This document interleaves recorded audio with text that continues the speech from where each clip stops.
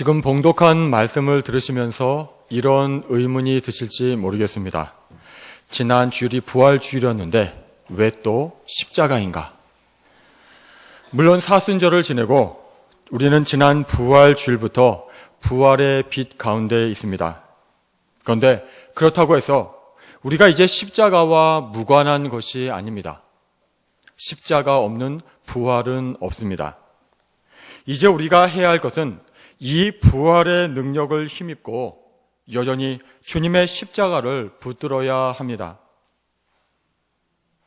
주님의 부활의 빛 가운데서 내 안에 십자가에 못 박아야 할 죄성을 발견하고 계속 씨름해야 합니다. 우리 주님의 부활의 능력, 생명의 능력으로 능히 해낼 수 있고 이길 수가 있습니다.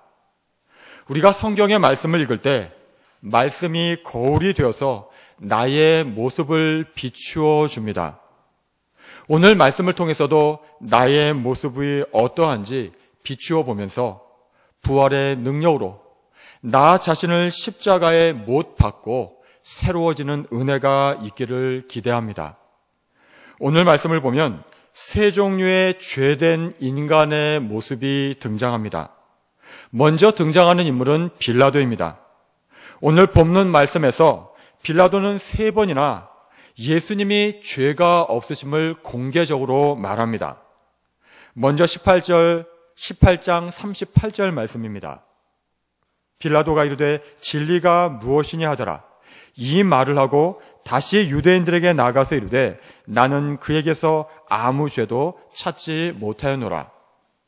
빌라도는 예수님을 신문하면서 예수님이 죄가 없다는 것을 공개적으로 지금 말하고 있습니다. 또 4절 말씀입니다. 빌라도가 다시 밖에 나가 말하되 보라 이 사람을 데리고 너희에게 나오나니 이는 내가 그에게서 아무 죄도 찾지 못한 것을 너희로 알게 하려 함이로라 하더라. 또 6절 말씀입니다. 대제사장들과 아랫사람들이 예수를 보고 소리질러 이르되 십자가에 못 박으소서 십자가에 못 박으소서 하는지라. 빌라도가 이르되 너희가 친히 데려다가 십자가에 못 박으라. 나는 그에게서 죄를 찾지 못하였노라. 빌라도는 이렇게 3번이나 예수님께서 죄가 없다는 것을 공개적으로 말했습니다. 그러면 어떻게 해야 합니까? 풀어주어야 합니다. 그런데 빌라도는 어떻게 했습니까? 16절 말씀입니다. 이에 예수를 십자가에 못 박도록 그들에게 넘겨주니라.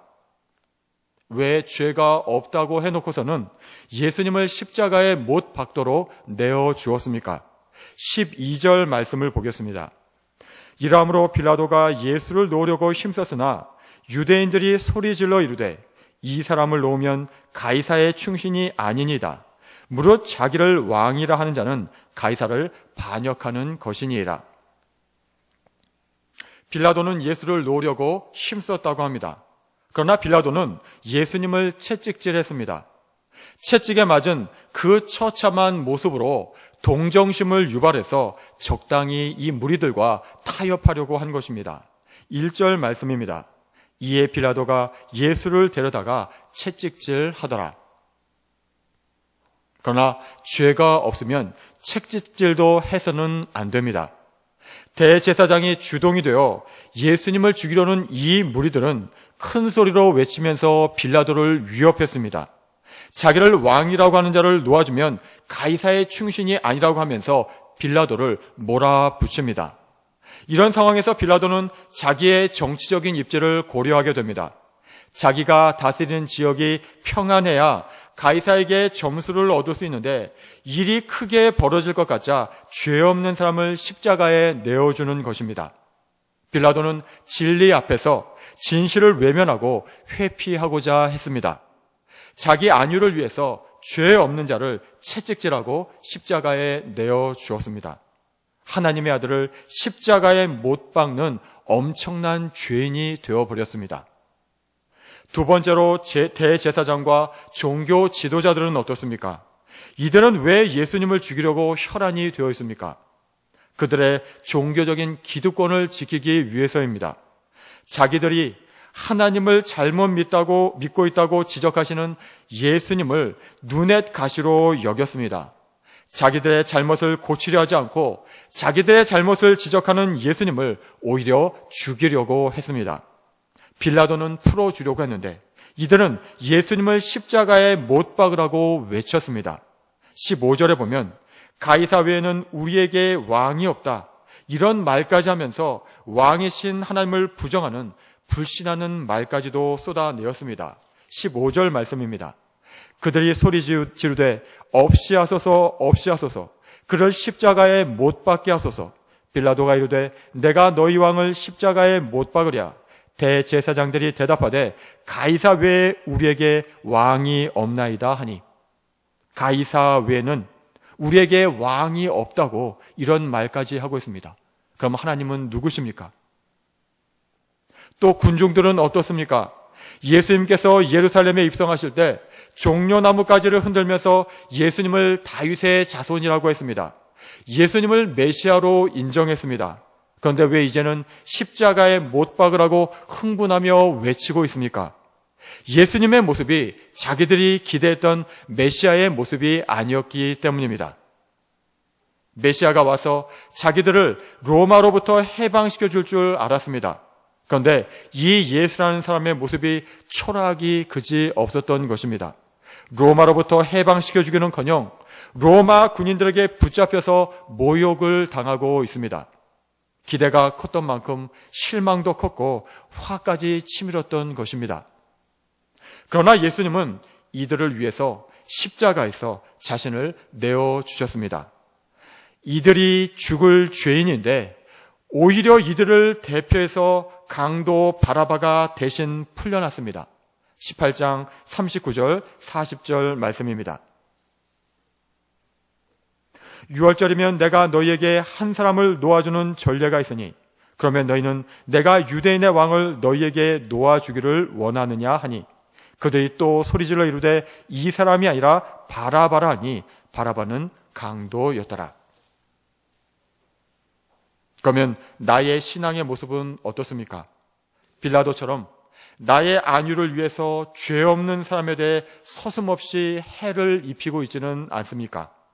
또 대제사장과 예수님을 죽이려는 무리들처럼 나의 기득권을 지키기 위해서 남을 죽이고 남을 왕따시키는 일을 서슴없이 하지는 않습니까? 또 군중들처럼 내가 기대했던 모습이 아니라고 함부로 남을 비난하고 화를 내고 있지는 않습니까? 우리가 남은 쉽게 비난하지만 나도 이런 식으로 살고 있지는 않습니까? 나 자신에 대해서는 너무도 관대하고 적당히 타협하고 합리화하고 있지는 않습니까? 우리가 이렇게 변명할지도 모르겠습니다. 그래도 예수님을 죽이는 거랑은 다르지 않습니까? 그러나 우리 예수님은 마태복음 25장에서 양과 염소의 비유를 드시면서 분명하게 말씀하셨습니다. 40절 말씀입니다. 내가 진실로 너에게 이르노니 너희가 여기 내 형제 중에 지극히 작은 자 하나에게 한 것이 곧 내게 한 것이니라. 또 45절에서 말씀하십니다. 내가 진실로 너희에게 이르노니 이 지극히 작은 자 하나에게 하지 아니한 것이 곧 내게 하지 아니한 것이니라. 우리는 내 주위에 있는 이웃들, 특별히 연약한 자에 대해서 함부로 하지 않아야 합니다. 이들에게 베풀어 준 것이 우리 주님께 베푼 것이기 때문입니다. 이들에게 마땅히 베풀어야 할 것을 하지 않은 것이 우리 주님께 하지 않은 것이라고 말씀하고 계십니다. 잠언 말씀해 보면 이 부분에 대해서 경고하시는 말씀이 많이 있습니다. 대표적인 말씀들만 봐도 잠언 14장 21절 말씀입니다. 이웃을 업신 여기는 자는 죄를 범하는 자요, 빈곤한 자를 불쌍히 여기는 자는 복이 있는 자니라. 잠언 14장 31절 말씀입니다. 가난한 사람을 학대하는 자는 그를 지으신 이를 멸시하는 자요, 궁핍한 사람을 불쌍히 여기는 자는 주를 공경하는 자니라. 잠언 19장 17절 말씀입니다. 가난한 자를 불쌍히 여기는 것은 여호와께 꾸어 드리는 것이니 그의 선행을 그에게 갚아 주시리라. 잠언 21장 13절 말씀입니다. 귀를 막고 가난한 자가 부르짖는 소리를 듣지 아니하면 자기가 부르짖을 때에도 들을 자가 없으리라. 잠언 28장 27절 말씀입니다. 가난한 자를 구제하는 자는 궁핍하지 아니하려니와 못 본 채 하는 자에게는 저주가 크리라. 여기서 가난한 자란 단지 경제적으로 어려운 사람만을 가리키는 것이 아닙니다. 약자, 지극히 작은 자, 도움이 필요한 자를 말합니다.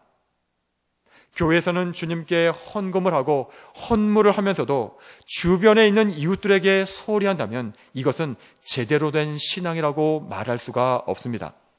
마태복음 9장 13절에서 말씀합니다. 너희는 가서 내가 긍휼을 원하고 제사를 원하지 아니하노라 하신 뜻이 무엇인지 배우라. 잠언 21장 3절에서 말씀하십니다. 공의와 정의를 행하는 것은 제사 드리는 것보다 여호와께서 기쁘게 여기시느니라.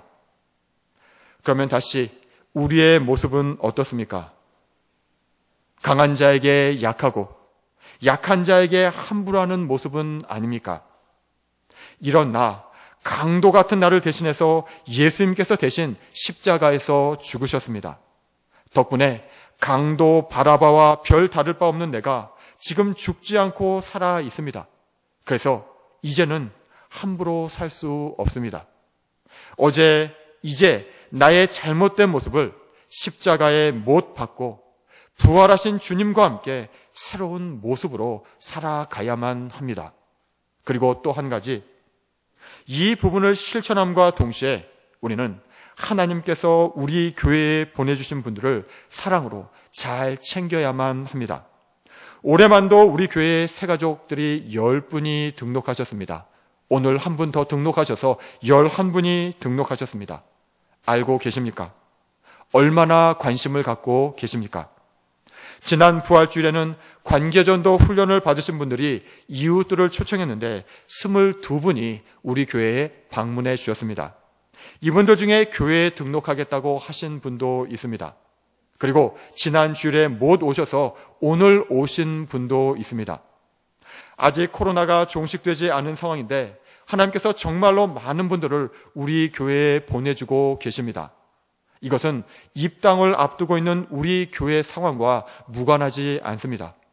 우리에게 큰 교회당을 허락해 주신 이유가 무엇입니까? 하나님께서 보내주시려고 하는 영혼들이 그만큼 많이 있다는 것입니다. 우리는 준비해야 합니다.